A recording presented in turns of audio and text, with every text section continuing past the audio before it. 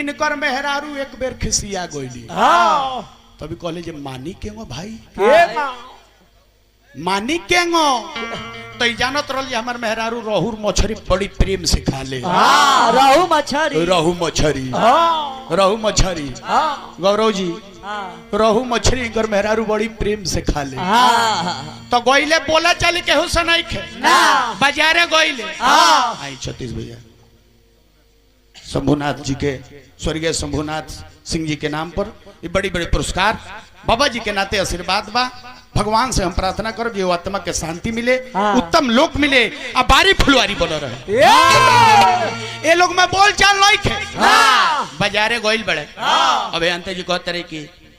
ना केहू से बोला बोली ना केहू से केहू ना केहू से बोला चली ना केहू के केहू